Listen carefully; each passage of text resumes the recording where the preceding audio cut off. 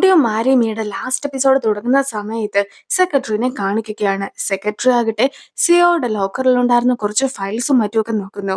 അതിൽ ഇവര് ചെയ്തിട്ടുണ്ടായിരുന്ന ഫ്രോഡ് കാര്യങ്ങളെ കുറിച്ചുള്ള എല്ലാ രേഖകളുമുണ്ട്.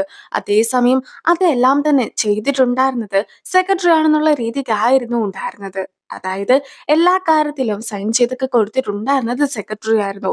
സോ ഇപ്പോൾ അവരുടെ കമ്പനിക്കെതിരായിട്ട് വലിയൊരു അലിഗേഷനും മറ്റൊക്കെ വന്നിട്ടുള്ളത് കൊണ്ട് തന്നെ സിഒയും തന്നെ അച്ഛൻ ഒരുപാട് വഴക്ക് പറഞ്ഞ് തല്ലുകയൊക്കെ ചെയ്തിട്ടുണ്ടായിരുന്നുവെന്നും എങ്കിൽ പോലും കുറ്റമൊക്കെ ഏറ്റെടുക്കാനായിട്ട് ആരെങ്കിലും വേണമല്ലോ. സോ സെക്രട്ടറിയോട് എല്ലാ പ്രശ്നവും ചെയ്തത് താൻ തന്നെയാണെന്നൊക്കെ പറഞ്ഞുകൊണ്ട് ആ ഒരു കുറ്റങ്ങളൊക്കെ ഏറ്റെടുത്ത് കമ്പനീനെ പ്രൊട്ടക്ട് ചെയ്യണമെന്നൊക്കെ പറയുകയാണ്. കൂടാതെ അങ്ങനെയൊക്കെ ചെയ്യുകയാണെങ്കിൽ ഈ സിഒയുടെ അച്ഛൻ അവന് ഒരുപാട് പണമൊക്കെ നൽകിയിട്ട് അവനെ തിരിച്ച് രക്ഷപ്പെടുത്തിക്കൊണ്ട് വരുന്നതായിരിക്കുമെന്നും പറയുന്നു.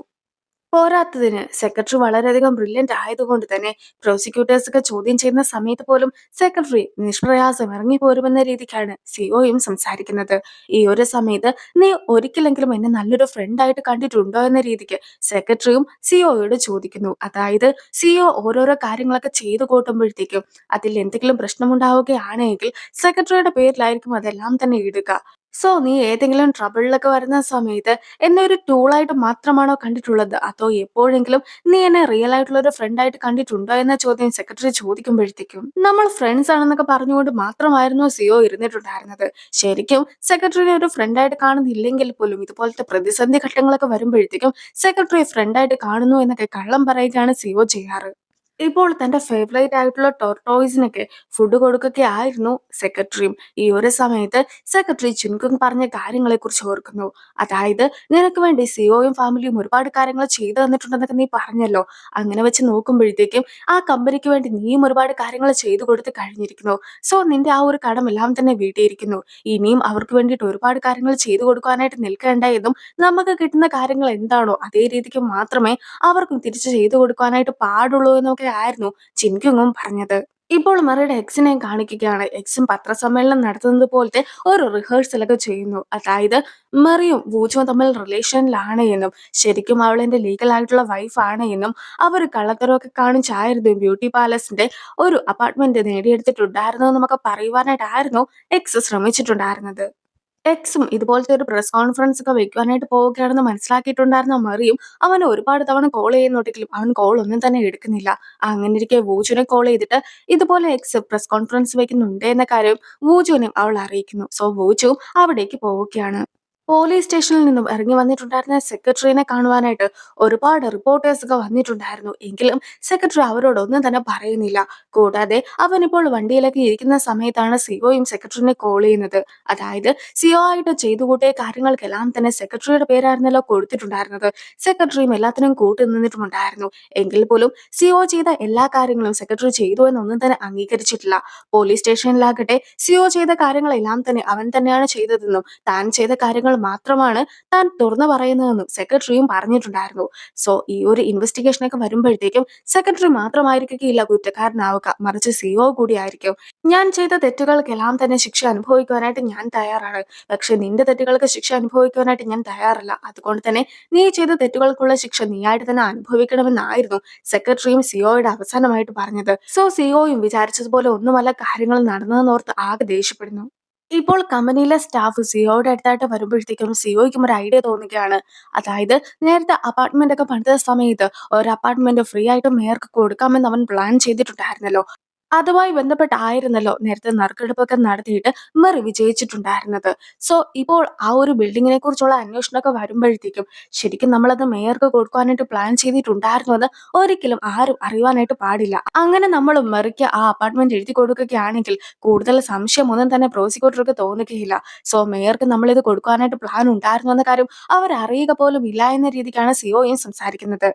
അങ്ങനെ ഇരിക്കെയാണ് സ്റ്റാഫും അവരുടെ കമ്പനിയിലേക്ക് വന്ന ഒരു മെയിൽ സിഒനെ കാണിച്ചു കൊടുക്കുന്നത്. അത് നമ്മുടെ മെറിയുടെ എക്സിന്റെ മെയിൽ ആയിരുന്നു. അതായത് മെറിയുടെ എക്സ് വിചാരിച്ചിട്ടുണ്ടായിരുന്നത് മെറിയും വൂച്ചും കൂടി ചേർന്നിട്ട് കള്ളത്തരമൊക്കെ കാണിച്ചിട്ടായിരുന്നല്ലോ അവർക്ക് അപ്പാർട്ട്മെന്റ് ഒക്കെ കിട്ടിയിട്ടുണ്ടായിരുന്നത്. അതിനെക്കുറിച്ചുള്ള സത്യങ്ങളൊക്കെ പുറത്തു കൊണ്ടുവരാമെന്നായിരുന്നു. പക്ഷെ അവന് മെയിൽ അയച്ചപ്പോഴത്തേക്കും അത് കൃത്യമായി കൊടുത്തിട്ടില്ലായിരുന്നു. പകരമായിട്ട് ഇതിന് പിന്നിലെ സത്യങ്ങളൊക്കെ പുറത്തു കൊണ്ടുവരുമെന്ന് മാത്രമേ പറഞ്ഞിട്ടുണ്ടായിരുന്നുള്ളൂ. അതുകൊണ്ട് തന്നെ ഒരു പക്ഷെ താനും ഈ അപ്പാർട്ട്മെന്റ് കൊടുക്കുന്നതുമായി ബന്ധപ്പെട്ട് മേയറിനെയൊക്കെ കോൺടാക്ട് ചെയ്തിട്ടുണ്ടായിരുന്നല്ലോ. സോ അതിന്റെ സത്യാവസ്ഥയൊക്കെ പുറത്തു കൊണ്ടുവരുമെന്നായിരിക്കുമെന്ന് സിഒയും തെറ്റിദ്ധരിക്കുന്നു. സോ സിഒ ആകട്ടെ എത്രയും വേഗം നമ്മളുടെ ലീഗൽ ടീമിനെയൊക്കെ വിളിച്ചിട്ട് അവന്റെ ആ ഒരു പ്രസ് കോൺഫറൻസ് ഒക്കെ നിർത്തലാക്കുവാനായിട്ട് പറയുവാനായിട്ട് സിഒയും ആവശ്യപ്പെടുന്നു. കുറെ നേരമായിട്ട് റിപ്പോർട്ടേഴ്സ് ഒന്നും വരാത്തത് കൊണ്ട് തന്നെ ഫോൺ ചെക്ക് ചെയ്യുകയായിരുന്നു എക്സും. ആ ഒരു സമയത്താണ് ബ്യൂട്ടി ഡിപ്പാർട്ട്മെന്റ് സ്റ്റോറുമായി ബന്ധപ്പെട്ട് ഒരുപാട് ഇല്ലീഗൽ ആയിട്ടുള്ള പൊളിറ്റിക്കൽ ഫണ്ട്സ് ഒക്കെ വന്നിട്ടുണ്ടായിരുന്നു എന്ന രീതിക്ക് തെളിവുകളൊക്കെ കിട്ടിയെന്ന് പറഞ്ഞുകൊണ്ടുള്ള ഒരു ആർട്ടിക്കിളൊക്കെ അവനും കാണുന്നത്. കൂടാതെ ഇപ്പോൾ സിഒ അയച്ചിട്ടുണ്ടായിരുന്ന ആൾക്കാരെല്ലാവരും കൂടി എക്സിന്റെ അടുത്തേക്ക് വരികയും എക്സ് അവരുടെ കമ്പനിക്കെതിരായിട്ട് പറയുകയൊക്കെ ചെയ്യുവാനായിട്ട് ശ്രമിച്ചിട്ടുണ്ടായിരുന്നത് കൊണ്ട് തന്നെ അവനെതിരെ നടപടി എടുക്കുവാനായിട്ട് പോവുകയാണെന്ന് അറിയിക്കുകയും ചെയ്യുന്നു. അവൻ അവിടെ പ്രിപ്പയർ ചെയ്ത് വെച്ചിട്ടുണ്ടായിരുന്ന എല്ലാ സാധനങ്ങളും അവരെടുത്തോണ്ട് പോവുകയാണ്. എന്തായാലും വൂജി പ്രസ് കോൺഫറൻസ് വെക്കുന്നത് വഴി കമ്പനിക്ക് വലിയ പ്രശ്നമൊക്കെ ഉണ്ടാകുമെന്ന് പറഞ്ഞിട്ട് വൂജുവിനെതിരായിട്ട് 10 മില്യന്റെ ഒരു മാനനഷ്ട കേസൊക്കെയാണ് കമ്പനി കൊടുത്തിട്ടുള്ളത്. ഈ ഒരു സമയത്തായിരുന്നു അവിടേക്ക് മെറി എത്തിയിട്ടുണ്ടായിരുന്നത്. എനിക്കെതിരെ ഇത്രയും വലിയ തുകയുടെ മാനനഷ്ട കേസ് ഇപ്പോൾ വന്നിരിക്കുകയാണ്. എന്റെ കയ്യിൽ അത്രയും പണമൊന്നുമില്ല. അതുകൊണ്ട് തന്നെ കേസ് പിൻവലിക്കുവാനായിട്ട് ആ ഒരു കമ്പനിയോട് പറയണമെന്ന് മെറിയോടും എക്സ് പറയുകയാണ്. ഞാനിപ്പോൾ ഒരുപാട് ഹാപ്പിയാണ്. നീയും എന്നെപ്പോലെ ഹാപ്പി ആയിട്ട് ഇരിക്കുവാനായിട്ടാണ് ഞാൻ ആഗ്രഹിക്കുന്നത്. നമ്മൾക്കിടയിൽ ഒരുപാട് നല്ലതും ചീത്തയുമായിട്ടുള്ള മെമ്മറീസ് ഒക്കെ ഉണ്ടായിരുന്നു. ഞാനതൊക്കെ മറന്നു കഴിഞ്ഞിരിക്കുന്നു. നീയും അതുപോലെ അതൊക്കെ മറക്കുകയാണെങ്കിൽ നിനക്കും എന്നെപ്പോലെ ഹാപ്പി ആയിട്ട് ഇരിക്കുവാനായിട്ട് സാധിക്കുമെന്ന് മെറി പറയുമ്പോഴത്തേക്കും എക്സും എല്ലാം മറന്ന് മറ്റൊരു ജീവിതത്തിലേക്ക് കടക്കാമെന്ന് സമ്മതിക്കുന്നു. മറിയം നേരത്തെ എക്സിനെ ഡിവോഴ്സ് ഒന്നും ചെയ്തിട്ടില്ലായിരുന്നല്ലോ. ഇപ്പോഴാകട്ടെ അതുമായി ബന്ധപ്പെട്ട ഡീറ്റെയിൽസ് എല്ലാം തന്നെ സബ്മിറ്റ് ചെയ്യുന്നു. അതിനുശേഷം ഫോച്ചുവിന്റെ കൂടെ അവിടെ നിന്നും ഇറങ്ങിയിട്ട് അവളും അപ്പാർട്ട്മെന്റിലൊക്കെ കയറി അവളുടെ സാധനങ്ങളെല്ലാം തന്നെ പാക്ക് ചെയ്യുകയാണ്. പിന്നീട് അവർ ഒന്നിച്ച് വണ്ടിയിലിരിക്കുന്ന സമയത്തായിരുന്നു ബ്യൂട്ടി ഡിപ്പാർട്ട്മെന്റ് സ്റ്റോറിലെ സ്റ്റാഫും അവളെ കോൺടാക്ട് ചെയ്യുന്നത്. ഈ ഒരു സമയത്ത് അവളുടെ പേരിലായിട്ട് വീടൊക്കെ എഴുതി കൊടുക്കാനായിട്ട് പോവുകയാണെന്നുള്ള കാര്യം സ്റ്റാഫ് അറിയിക്കുമ്പോഴത്തേക്കും ഞങ്ങൾ ഡിവോഴ്സ് ഒക്കെ ചെയ്ത് കഴിഞ്ഞിരിക്കുന്നു. അതുകൊണ്ട് തന്നെ ആ ഒരു സമ്മാനമൊന്നും മേടിക്കുവാനായിട്ട് തനിക്ക് സാധിക്കുകയില്ല എന്നായിരുന്നു സ്റ്റാഫിനെയും അവൾ അറിയിക്കുന്നത്. നേരത്തെ തന്നെ വൂജോ മെറിൻ സെക്രട്ടറിയുടെ അടുത്ത് കുറ്റസമ്മതം നടത്തിയിട്ടുണ്ടായിരുന്നല്ലോ. പക്ഷേ ഇപ്പോൾ സ്റ്റാഫുമായിട്ടുള്ള കോളൊക്കെ കഴിഞ്ഞപ്പോഴത്തേക്കുമാണ് സെക്രട്ടറി ആരോടും സത്യങ്ങളൊന്നും തന്നെ തുറന്നു പറഞ്ഞിട്ടില്ല എന്ന കാര്യം മറിയും മനസ്സിലാക്കുന്നത്. സെക്രട്ടറിയും ഓഫീസിൽ നിന്നും അവന്റെ സാധനങ്ങളൊക്കെ പാക്ക് ചെയ്ത് നിൽക്കുമ്പോഴത്തേക്കും ജിൻകുങ്ങിന്റെ കോളും വരുന്നു. അതുകൊണ്ട് തന്നെ അവനും ജിൻകുങ്ങിനെ കാണുവാനായിട്ട് പോവുകയാണ്. ജിനിക്കുങ്ങും സെക്രട്ടറിക്ക് ഒരുപാട് ഉപദേശങ്ങളൊക്കെ നൽകിയിട്ടുണ്ടായിരുന്നല്ലോ. അതുകൊണ്ടാണോ ഇപ്പോൾ അവൻ നന്നാവാനായിട്ട് തീരുമാനിച്ചിട്ടുള്ളതെന്ന് അവളും ചോദിക്കുന്നു. ശരിക്കും അവൻ എന്തെങ്കിലും ഒരു പ്രശ്നം പറ്റുന്നതിനെ കുറിച്ച് അവൾക്ക് ആലോചിക്കാൻ പോലും സാധിക്കുമായിരുന്നില്ല. ഇപ്പോഴും താൻ ചെയ്ത തെറ്റുകൾക്കുള്ള ശിക്ഷയൊക്കെ താൻ അനുഭവിക്കേണ്ടതായിട്ടുണ്ട് എന്ന രീതിക്ക് സെക്രട്ടറി പറയുമ്പോഴത്തേക്കും ഒരുപക്ഷെ അന്വേഷണമൊക്കെ നടന്നു കഴിയുമ്പോഴത്തേക്കും സെക്രട്ടറിനെ ജയിലിൽ ഇടുവാനായിട്ട് പോലും സാധ്യതയുണ്ടെന്നുള്ള സത്യം ജിൻകുങ് മനസ്സിലാക്കുകയാണ്. സോ അവളും അവന്റെ കാര്യം ഓർത്തിട്ട് ആകെ ടെൻഷൻ അടിക്കുന്നു. വൂജന്റെ മുത്തശ്ശിയും ഇപ്പോൾ ഹോസ്പിറ്റലിൽ നിന്നും ഡിസ്ചാർജ് ആയിരിക്കുന്നു. അതുകൊണ്ട് തന്നെ അടുത്ത ആഴ്ച നമുക്ക് മീറ്റ് ചെയ്യണമെന്ന് പറഞ്ഞുകൊണ്ട് മെറീനെയും മുത്തശ്ശി കോൾ ചെയ്യുകയാണ്.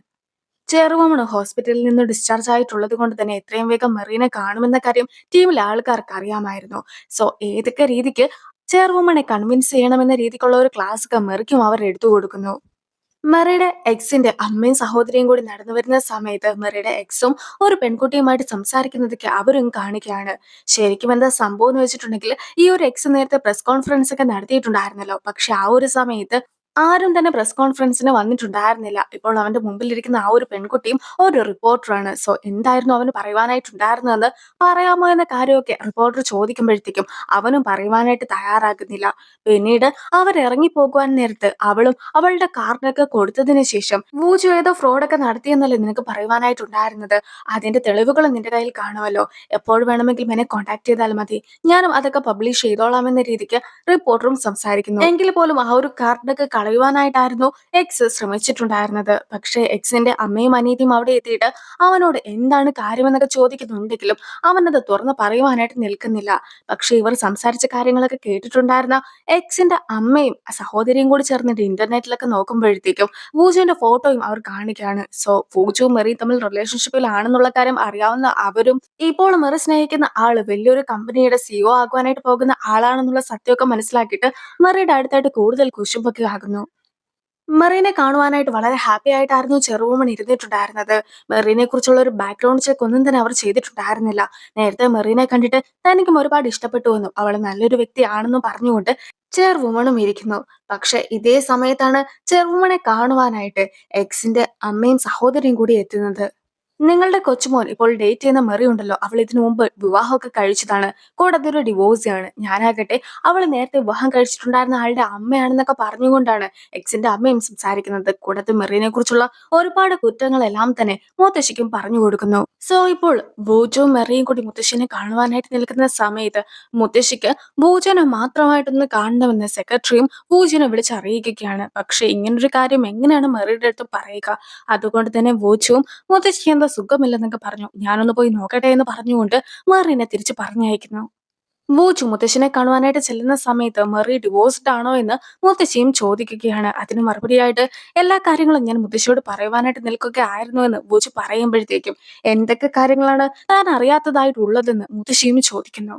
മെറി പറഞ്ഞ കാര്യങ്ങളൊക്കെ ഓർത്തിട്ടുണ്ടായിരുന്ന മെറിയുടെ എക്സും ഇനിയെങ്കിലും താൻ ഹാപ്പി ആയിട്ടൊക്കെ ജീവിക്കുമെന്നും മെറിയും ഹാപ്പി ആയിട്ട് ഇരിക്കുവാനായിട്ട് താൻ ആഗ്രഹിക്കുന്നുവെന്നും ഫോട്ടോ ഒക്കെ നോക്കി പറയുകയാണ്. കൂടാതെ ഇനി പ്രശ്നമൊന്നും ഉണ്ടാക്കുകയില്ല എന്ന് മനസ്സിനെ പറഞ്ഞ് പഠിപ്പിച്ചിട്ടുണ്ടായിരുന്ന അവനും അവന്റെ അനിയത്തിയുടെ കോളൊക്കെ വരുമ്പോഴത്തേക്കും ആകെ ഞെട്ടുന്നു. അനിയത്തിയും ഇതുപോലെ ചെറുപ്പമട്ട് വീട്ടിലൊക്കെ പോയിട്ടുണ്ടായിരുന്നു എന്ന കാര്യം അറിയുമ്പോഴത്തേക്കും അവൻ കൂടുതൽ നിരാശനാവുകയാണ്. എന്റെ അമ്മയും സഹോദരിയും കൂടി ചേർന്നിട്ട് ബൂച്ചിന്റെ മുത്തശ്ശിനെ കാണുവാനായിട്ട് പോയിട്ടുണ്ടായിരുന്നു. അവര് നിന്നെക്കുറിച്ച് ഒരുപാട് കാര്യങ്ങളൊക്കെ മുത്തശ്ശിനെ അറിയിച്ചു. നീ എന്നോട് ക്ഷമിക്കണമെന്ന് പറഞ്ഞുള്ള എക്സിന്റെ മെസ്സേജസ് ഒക്കെ കാണുമ്പോഴത്തേക്കുമാണ് എന്തുകൊണ്ടാണ് തന്നെ കാണുവാനായിട്ട് മുത്തശ്ശി കൂട്ടാക്കാതിരുന്നതെന്നുള്ള കാര്യമൊക്കെ മെറിയും മനസ്സിലാക്കുന്നത്. മെറി വൂജുവിന്റെ മുത്തശ്ശിനെ കാണുവാനായിട്ട് പോകുന്ന കാര്യമെല്ലാം തന്നെ മെറിയും അമ്മയുടെ അടുത്ത് പറഞ്ഞിട്ടുണ്ടായിരുന്നു. പക്ഷേ ഇപ്പോൾ കാര്യങ്ങൾ എന്തായെന്ന് അറിയുവാനായിട്ട് അമ്മ വിളിക്കുമ്പോഴത്തേക്കുമാണ് എക്സിന്റെ അമ്മയും സഹോദരിയും കൂടി ചേർന്നിട്ട് മുത്തശ്ശിനെ കണ്ടിട്ടുണ്ടായിരുന്ന കാര്യമെല്ലാം തന്നെ മെറിയും അമ്മേനെ അറിയിക്കുന്നത്. സ്വദേശം വന്നിട്ടുണ്ടായിരുന്ന മെറിയുടെ അമ്മ അനീതിനെയും കൂട്ടിക്കൊണ്ട് അവർക്കെതിരെ പ്രതികാരം ചെയ്യുവാനായിട്ട് പോകുന്നു. അങ്ങനെ പോകുന്ന വഴിക്ക് എക്സിന്റെ അമ്മേനെ സഹോദരനെയും കണ്ടിട്ടുണ്ടായിരുന്ന മെറിയുടെ അമ്മയും സഹോദരിയും ആകട്ടെ അവരെ രണ്ടുപേരെയും റോട്ടിൽ വെച്ച് തന്നെ ഉപദ്രവിക്കുകയാണ്. നിങ്ങൾ എന്റെ മകളുടെ അടുത്ത് എന്തൊക്കെയാണ് ഈ ചെയ്തു വെച്ചിട്ടുള്ളത്? അതിനെല്ലാത്തിനും ഞങ്ങൾ നിനക്ക് ശിക്ഷ നൽകുവാനായിട്ട് പോവുകയാണെന്നൊക്കെ ആയിരുന്നു അമ്മ പറഞ്ഞിട്ടുണ്ടായിരുന്നതും. സെക്രട്ടറിയുടെ കേസിന്റെ ട്രയലൊക്കെ നടക്കുന്ന ദിവസം ജോഗിങ്ങിനായിട്ട് എത്തിയതായിരുന്നു സെക്രട്ടറിയും. സോ തനിക്ക് ലൈഫിൽ പണമാണ് ഏറ്റവും വലുതെന്നുള്ള ഒരു ചിന്തയായിരുന്നു ഉണ്ടായിരുന്നതെന്നും പക്ഷെ മനസ്സ് തുറന്ന ഒരാൾ തന്റെ അടുത്ത് സംസാരിച്ചപ്പോഴത്തേക്കുമാണ് സത്യാവസ്ഥയൊക്കെ മനസ്സിലാക്കിയിട്ട് താനും തന്റെ ആറ്റിറ്റ്യൂഡൊക്കെ മാറ്റിയിട്ടുണ്ടായിരുന്നതെന്നും സെക്രട്ടറിയും പറയുന്നു. ശരിക്കും അതെല്ലാം തന്നെ ജനിക്കുകയെ ഉദ്ദേശിച്ചായിരുന്നു പറഞ്ഞിട്ടുണ്ടായിരുന്നത്. അവൾക്കും അതെല്ലാം തന്നെ മനസ്സിലാവുകയാണ്. പിന്നീട് അവർ രണ്ടുപേരും കൂടെ ഒന്നിച്ച് ജോഗിങ്ങിനും പോകുന്നു. ഇപ്പോൾ മെറിയും വൂജും പരസ്പരം കണ്ടിരിക്കുകയാണ്. സത്യാവസ്ഥയൊക്കെ മെറിക്ക് അറിയാവുന്നത് കൊണ്ട് തന്നെ മെറി മനഃപൂർവ്വമായിട്ട് വൂജിനെ കുറച്ചൊക്കെ അവോയ്ഡ് ചെയ്തിട്ടുണ്ടായിരുന്നു. പകരം ഇപ്പോൾ പറഞ്ഞിട്ടുണ്ടായിരുന്നത് അവൾക്ക് മീറ്റിംഗ്സ് ഒക്കെ ഉണ്ടായിരുന്നത് കൊണ്ടാണ് അവനെ കാണുവാനായിട്ട് സാധിക്കാതെ പോയതെന്നാണ്. കൂടാതെ ഉങ്സുവിന്റെ കാര്യം പറയുകയാണെങ്കിൽ ഉങ്സുവിന് ഗെയിമിംഗ് ഒക്കെയാണ് ഒരുപാട് ഇഷ്ടം. അതുകൊണ്ട് തന്നെ അധികം വൈകാതെ തന്നെ ഉങ്സുവും കമ്പനിയിൽ നിന്നും രാജിവെച്ച് പോയതിനു ശേഷം അവൻ ഇഷ്ടപ്പെട്ട ഗെയിമിംഗ് കരിയറൊക്കെ ആയിട്ട് മുന്നോട്ട് പോകുമെന്ന കാര്യം വൂജുവും മെറിനെ അറിയിക്കുന്നു. പിന്നീട് വൂജുവിന് സെക്രട്ടറിയുടെ അടുത്ത് നിന്നും ഒരു കോൾ വരുമ്പോഴത്തേക്കും മുത്തശ്ശി ഒന്നും കൂടി ഒന്ന് ആലോചിച്ചിട്ട് തീരുമാനം എടുക്കാമോ എന്ന് വൂജു പറയുന്നത് മെറിയും കേൾക്കുകയാണ്. സോ അവളും ഒരുപാട് നിരാശപ്പെട്ടു പോകുന്നു. തിരിച്ച് വീട്ടിലെത്തിയിട്ടുണ്ടായിരുന്ന വൂജുവും ആന്റിയും ഓങ്സും മുത്തശ്ശിയുടെ ഒപ്പം ഇരിക്കുന്നത് കാണുന്നു. കൂടാതെ മുത്തശ്ശിയും ഇപ്പോൾ മെറിയുടെ കാര്യത്തിലുള്ള തീരുമാനമൊക്കെ അറിയിക്കുകയാണ്. സോ മെറി ആകെ വിഷമിച്ചൊക്കെ ഇരുന്നിട്ടുണ്ടായിരുന്ന അവിടേക്ക് ബൂജു കൂടി എത്തുന്നു. ഈ ഒരു സമയത്ത് ബൂജു മുത്തശ്ശിനെ കണ്ടിട്ടാണ് വന്നതെന്ന് മനസ്സിലാക്കിയിട്ടുണ്ടായിരുന്ന മെറിയും ഞാൻ എല്ലാ കാര്യങ്ങളും അറിഞ്ഞിട്ടുണ്ടായിരുന്നു. കൂടാതെ നീയും മുത്തശ്ശിയുടെ അടുത്ത് എന്റെ കാര്യം ഒന്നും കൂടെ ഒന്ന് ആലോചിക്കാനൊക്കെ പറഞ്ഞല്ലോ, അതും ഞാൻ കേട്ടു. സോ നീ ഒന്നും കൊണ്ട് പേടിക്കണ്ട. നീ സത്യങ്ങളൊക്കെ തുറന്നു പറഞ്ഞാലും ഞാൻ ഒരിക്കലും തകർന്നു പോവുകയില്ല എന്നൊക്കെ പറഞ്ഞുകൊണ്ട് മെറി ഇരിക്കുമ്പോഴത്തേക്കും ഒന്നും കൂടി ഒന്ന് ആലോചിച്ച് തീരുമാനം എടുക്കുവാനായിട്ട് ഞാൻ മുത്തശ്ശിയോട് പറഞ്ഞിട്ടുണ്ടായിരുന്നത് നിന്റെ കാര്യം ആയിരുന്നില്ല എന്ന് അവനും പറയുകയാണ്. അതായത് ഇനി മുതൽ മുത്തശ്ശി മാറിയിട്ട് പകരമായിട്ട് കമ്പനിയൊക്കെ നോക്കി നടത്തുവാനായിട്ട് ബൂജുവിനെ ഏൽപ്പിക്കാമെന്നായിരുന്നു മുത്തശ്ശിയുടെ തീരുമാനം. ഞാൻ അതിനെക്കുറിച്ചാണ് മുത്തശ്ശി ഒന്നും കൂടെ ഒന്ന് ചിന്തിക്കാമോ എന്നൊക്കെ ചോദിച്ചിട്ടുണ്ടായിരുന്നത്. അതുകൂടാതെ മുത്തശ്ശി ഞങ്ങളുടെ ഫാമിലിയിൽ പാരമ്പര്യമായിട്ട് കൊണ്ടു നടക്കുന്ന ഒരു മോതിരമൊക്കെ എനിക്ക് തന്നു. അത് നിന്റെ കയ്യിൽ ഇട്ട് കൊടുക്കുവാനായിട്ട് മുത്തശ്ശി പറഞ്ഞു. നിനക്ക് ഇഷ്ടമുള്ളിടത്ത് ഫുഡ് കഴിക്കാം, ഇഷ്ടമുള്ളിടത്ത് ട്രാവൽ ചെയ്യാം, അങ്ങനെ എന്ത് വേണമെങ്കിലും ചെയ്യാം. പക്ഷെ ഈ ഒരു സമയത്ത് നീ പ്രപ്പോസ് ചെയ്യേണ്ടത് അത്യാവശ്യമാണ്. ഒരിക്കലും അവളെ വിട്ട് കളയുവാനായിട്ട് പാടില്ല എന്നാണ് എന്നോട് മുത്തശ്ശി പറഞ്ഞിട്ടുണ്ടായിരുന്നതെന്ന് വൂജു പറയുമ്പോഴത്തേക്കും മെറി മൊത്തത്തിലൊന്ന് ഞെട്ടുന്നു. കൂടാതെ ഇപ്പോൾ മെറീനെ വൂജുവും പ്രപ്പോസ് ചെയ്യുകയാണ്. അങ്ങനെ മെറിയും വിവാഹം കഴിക്കുവാനായിട്ടുള്ള ആ ഒരു പ്രപ്പോസലൊക്കെ അക്സെപ്റ്റ് ചെയ്തിട്ട് അവനെയും കിസ് ചെയ്യുന്നു. കൂടാതെ പിറ്റേ ദിവസം മുത്തശ്ശിനെ കാണുവാനായിട്ട് വന്നിട്ടുണ്ടായിരുന്ന മെറിയും താൻ ചെയ്ത തെറ്റുകളെല്ലാം തന്നെ അംഗീകരിക്കുന്നുവെന്നും അതെല്ലാം തന്നെ ഏറ്റുപറഞ്ഞിട്ടുണ്ടായിരുന്നുവെന്നും മുത്തശ്ശിനെയും അറിയിക്കുകയാണ്. സോ മുത്തശ്ശിയും ഇപ്പോൾ ഒരുപാട് ഹാപ്പിയാണ്. കൂടാതെ വൂച്ചിനെ വിവാഹം കഴിക്കുവാനായിട്ട് പോകുന്ന ആള് അവിടെ എത്തിയെന്ന് മനസ്സിലാക്കിയിട്ടുണ്ടായിരുന്ന ആന്റി മുങ്സും കൂടി ഓടി അവിടേക്കും എത്തുന്നു. അപ്പോഴാണ് മറ്റൊരു സത്യവും അവർ തുറന്നു പറയുന്നത്. മുത്തശ്ശി പറഞ്ഞത് പ്രകാരം മെറിയുടെ ഫാമിലിനെ കാണുവാനായിട്ട് മെറിയുടെ ഫാമിലിയൊക്കെ താമസിക്കുന്ന സ്ഥലത്തേക്ക് ആന്റിയും മുങ്സും കൂടി എത്തിയിട്ടുണ്ടായിരുന്നു. അവര് ടെസ്റ്റിങ്ങിന് വെച്ചിട്ടുണ്ടായിരുന്ന ഫുഡൊക്കെ കഴിച്ചു നോക്കുന്ന സമയത്ത് ഒരുപാട് നേരമായിട്ട് ടെസ്റ്റിങ്ങിന്റെ സാധനങ്ങളാണ് അവർ കഴിച്ചുകൊണ്ടിരിക്കുന്നതെന്നുള്ള ഒരു കാര്യമൊക്കെ അമ്മയുടെ കടയിലെ സ്റ്റാഫും പറയുന്നു. അത് കേട്ടിട്ടുണ്ടായിരുന്ന ഓങ്സും എന്നാൽ ഞാൻ ഇതൊക്കെ മേടിക്കുവാനായിട്ട് പോവുകയാണെന്ന് പറഞ്ഞ് 2 പ്ലേറ്റ്സിലെ സാധനങ്ങളൊക്കെ മേടിക്കുവാനായിട്ട് ശ്രമിച്ച സമയത്ത് അവിടെ എത്തിയിട്ടുണ്ടായിരുന്ന മെറിയുടെ അമ്മയും അതെടുക്കുവാനായിട്ട് പാടില്ല എന്നും അവനോട് പറയുകയാണ്. ആദ്യം മോങ്സു അത് തന്നെ വേണമെന്ന് പറഞ്ഞ് കുറച്ച് നിർബന്ധമൊക്കെ പിടിക്കുന്നുണ്ടെങ്കിലും മറിയുടെ അമ്മ മറ്റൊരു ഫുഡ് ഐറ്റം ഒക്കെ ആയിരുന്നു അവന് വേണ്ടി കൊടുത്തിട്ടുണ്ടായിരുന്നത്. കൂടാതെ കുറച്ച് കഴിയുമ്പോഴത്തേക്കും അവിടെ വരുന്ന ഒരു പെൺകുട്ടിക്ക് വേണ്ടിയിട്ട് നേരത്തെ ഉങ്സു എടുത്തു വെച്ചിട്ടുണ്ടായിരുന്ന ആ ഒരു ഫുഡൊക്കെ കൊടുക്കുകയാണ്. അപ്പോൾ മാത്രമായിരുന്നു ആ കുട്ടിയുടെ അമ്മ മരിച്ചുപോയതാണെന്നും അച്ഛൻ ഫിഷർമാൻ ആയതുകൊണ്ട് തന്നെ വീട്ടിലില്ല എന്നും ഒരു അനിയത്തി കൂടി അവൾക്ക് ഉണ്ട് എന്നും അതുകൊണ്ട് തന്നെ ഈ ഒരു ഫുഡൊക്കെ കൊടുത്തിട്ടുണ്ടെങ്കിൽ മാത്രമേ രണ്ടുപേരുടെ വയറ് നിറയ്ക്കുവാനായിട്ട് സാധിക്കുകയുള്ളൂ എന്നും അതുകൊണ്ടാണ് വില കുറഞ്ഞ ആ ഒരു ഫുഡ് ഐറ്റം അവൾക്ക് വേണ്ടി മാത്രമായിട്ട് കൊടുക്കുന്നതെന്നൊക്കെ മെറിയുടെ അമ്മ പറയുമ്പോഴത്തേക്കും മെറിയുടെ അമ്മ എത്രത്തോളം സ്നേഹമുള്ള ഒരു അമ്മയാണെന്നുള്ള കാര്യം അവരും മനസ്സിലാക്കുകയാണ്. കൂടാതെ നേരത്തെ ഉങ്സും അതേ ഫുഡ് ഐറ്റം എടുക്കാനായിട്ട് ശ്രമിച്ചിട്ടുണ്ടായിരുന്നല്ലോ. സോ വില കുറഞ്ഞ രീതിക്ക് അവന് കൂടുതൽ ഫുഡ് ഐറ്റം ഒക്കെ കൊടുത്തു വിടുകയാണ് മെറിയുടെ അമ്മയും. സോ അവിടെ നിന്നും ഇറങ്ങിയ സമയത്ത് തന്നെ ആന്റിക്ക് മെറിയുടെ അമ്മേനെ ഒരുപാട് ഇഷ്ടപ്പെട്ടു എന്ന് മുത്തശ്ശിനെ വിളിച്ചറിയിക്കുന്നു. ഞാൻ മെറിയുടെ അമ്മേനെ നേരിട്ട് കണ്ട സമയത്തും എനിക്ക് ആ ഫാമിലിയൊക്കെ ഒരുപാട് ഇഷ്ടപ്പെട്ടിട്ടുണ്ടായിരുന്നു. അതുകൊണ്ട് തന്നെ എത്രയും വേഗം നമുക്കൊരു ഫാമിലി മീറ്റിംഗ് ഒക്കെ നടത്താമെന്ന രീതിക്ക് ആന്റി പറയുമ്പോഴത്തേക്കും നിലവില് കമ്പനിയുടെ ചുമതലയൊക്കെ വൂച്ചുവിന് ഏറ്റെടുക്കേണ്ടതായിട്ടുണ്ട്. സോ ഞങ്ങൾക്ക് കുറച്ചുകൂടി ടൈം വേണമെന്ന രീതിക്ക് മെറിയും വൂച്ചുവും സംസാരിക്കുന്നു. എന്തായാലും വൂച്ചുവിന്റെ കല്യാണത്തിന്റെ കാര്യത്തിൽ ഒരു തീരുമാനമൊക്കെ ആയതുകൊണ്ട് തന്നെ ഉങ്സുവിന്റെ കല്യാണം അടുത്തതായിട്ട് നടത്തുവാനായിട്ടാണ് ആന്റി ആഗ്രഹിക്കുന്നത്. സോ മെറിയുടെ ഏതെങ്കിലും ഫ്രണ്ട്സ് ഒക്കെ ഉണ്ടെങ്കിൽ ഒരു ബ്ലൈൻഡ് ഡേറ്റ് ഒക്കെ വെച്ചാലോ എന്ന രീതിക്ക് ആന്റിയും സംസാരിക്കുന്നു.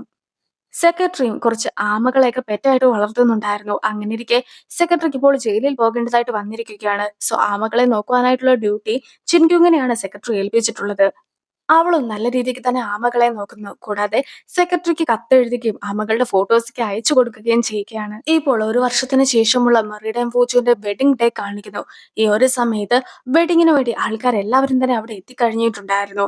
മെറിയുടെ അമ്മയുടെ കടയൊക്കെ നല്ല രീതിക്ക് തന്നെ ഇപ്പോൾ മുന്നോട്ട് പോകുന്നുണ്ട്.